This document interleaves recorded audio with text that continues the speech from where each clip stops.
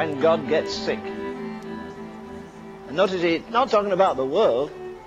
The church he spews out of his mouth, I would think, would be the cold church. It's not the cold church. It's not the hot church. It's the one that's halfway up and halfway down. How long will you falter between two opinions? If God is God, serve Him. Man, I felt like that was spoken to every Christian.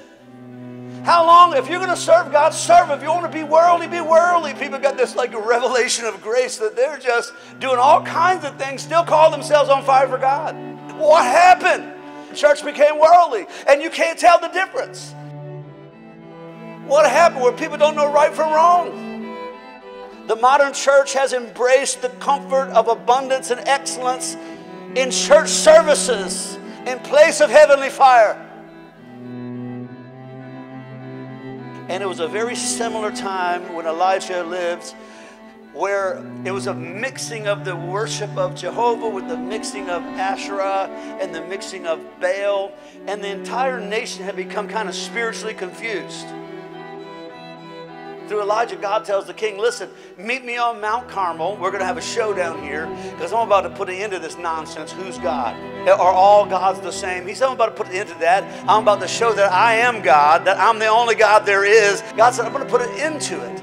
And so he said, I want you to take the 400 prophets of Asherah that sit at Jezebel's table, and I want you to get the 450 prophets of Baal, and I want those 850 prophets to meet me on Mount Carmel, 1 against 850. And he said, and we're going to have a showdown, and the God that answers by fire, that God is God. Listen, the church cannot outflash the world, but they can outpower the world. And so Elijah, he challenges these guys, and they build their altar, and for hours they're screaming and crying. And so Elijah is kind of mocking them, and finally they just cut themselves and they wore out and they quit. And when it comes right down to it, they couldn't show.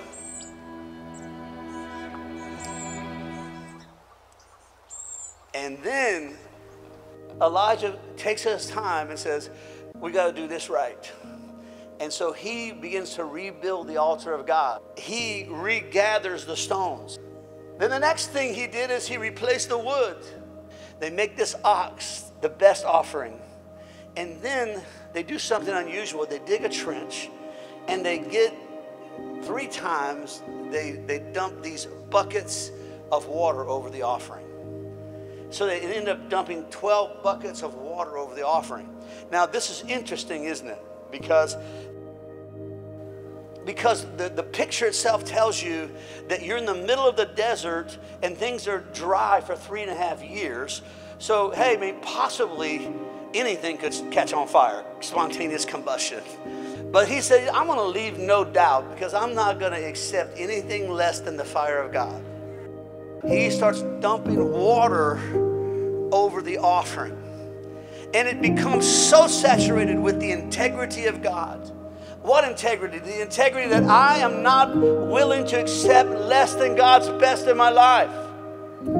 I'm going to give my best, and I'm going to only have the fire of God. I'm not going to accept religion. I'm not going to accept going through the motions. I'm not going to accept being poured and tempted and compromised. I want the real deal. Listen, if you will accept anything less than the real deal, that's exactly what you'll have. You get what you tolerate. See, if you're willing to accept in your life a cold, dry relationship with God, a cold, dry church, a cold, dry marriage, if that's what you accept, that's what you'll have. And so Elijah pours this water saying, I will not accept less than the fire of God. I will not accept less in my marriage than the fire of God. I will not accept less from my children than the fire of God. I will not accept less than the fire of God in my church, in my Bible study, in my ministry. I don't want to go through the motions. I don't want to have a silly little class. I want the fire of God. Jesus said, when 2 or more of you are gathered together in my name, there I am in the midst of it.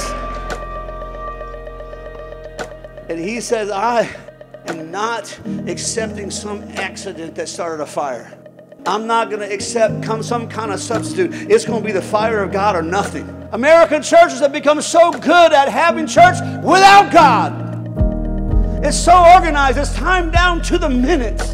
What is God saying? I would rather have no church than a church without fire, a church without the flame of the Holy Spirit. I'm going to shut the whole thing down.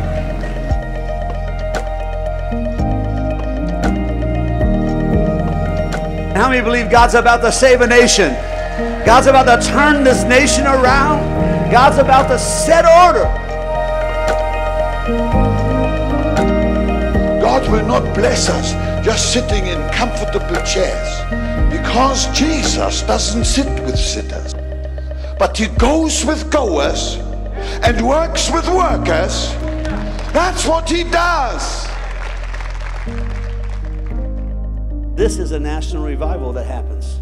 Starts with fire and it brings the rain.